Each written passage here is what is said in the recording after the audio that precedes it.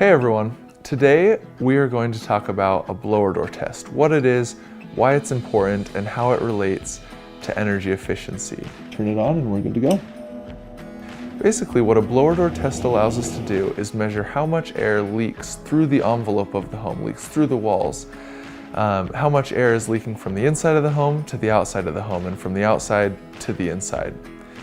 You can imagine that as we're constructing a home, there are going to be a lot of cracks and crevices and holes, basically a bunch of different spots that aren't quite airtight that are going to allow air to seep through.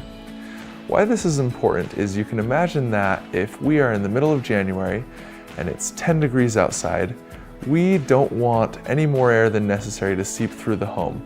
As if we have a leaky envelope, that 10-degree air is going to seep inside the home, and we're now going to have to heat that 10-degree air, causing our utility bills to rise and causing everything to be less energy efficient in the home. Additionally, it can cause air pollutants to enter the home. The envelope can act as a type of filter, but if we have a very leaky envelope, additional pollutants and contaminants can enter the home, causing air quality issues. Additionally, it can cause problems with pressurization in the home. And so we can see there are a multitude of problems that can be caused if we do not have an airtight envelope. To start off the test, we need to go around the home and make sure that all windows and doors to the exterior are closed.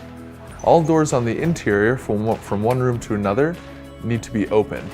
Then we can set up our blower door and use the fan to pressurize the home. We'll pressurize the home to 50 pascals. Then we'll be able to get a reading on how much air is leaking through the envelope. And now, let's conduct the test. So we've got a couple of different components that'll be important in this test. First, we have our frame right here that we will open this door and we'll adjust the frame size so that it fits tightly around the door frame. We'll then cover it using our door cover here.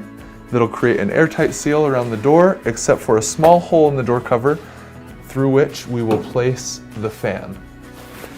We've got some tubing that we'll use that'll help us measure pressure differentials since we want to pressurize the house to 50 pascals. And then we have our manometer that will help us get a reading on exactly how much air the fan is blowing, which is the same amount that's leaking through the envelope. So this frame is completely adjustable and will fit any standard residential door frame.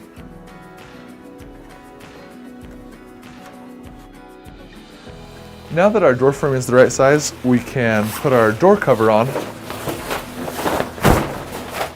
and that'll help us create an airtight seal.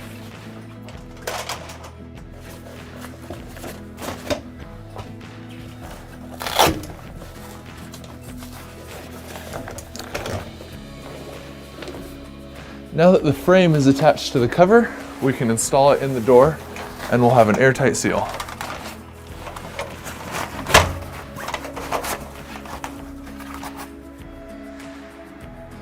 And now we can lock the frame in place. Basically, we're going to pressurize the house, and these tubes are going to help us measure the pressure inside and the pressure outside so that we can have the pressure differential. And you want this tube to be at least a few feet away from the door frame. So we'll give ourselves some length and then toss it out. The next step is to install the fan into our blower door.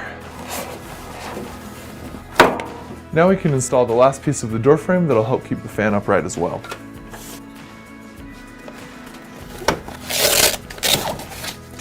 So this is our manometer, a DG700. This, once we connect all of the tubes to it, is going to tell us the pressure differential between the inside and outside, which we want to be 50 pascals. And then once we have that pressure differential, this manometer will also tell us exactly how much air the fan is blowing through to reach that pressure differential. And that amount of air will be the same amount of air that's leaking through the envelope. So this is the power for the fan that we can plug in. And now we're ready to turn it on and get our reading. Now that we have our pressure and flow gauges connected to the manometer, we can adjust the settings and we'll be ready for the test. One of the things that we want to do is to set a baseline pressure differential for when the house is completely sealed off. Before we've taken any of our rings off the fan, we'll set that baseline.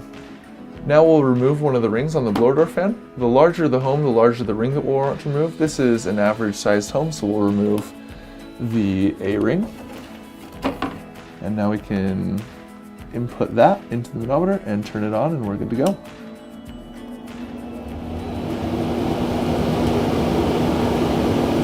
As you can see right now, we are at about 50 pascals pressure differential, meaning that the pressure inside is about 50 pascals less than the pressure outside.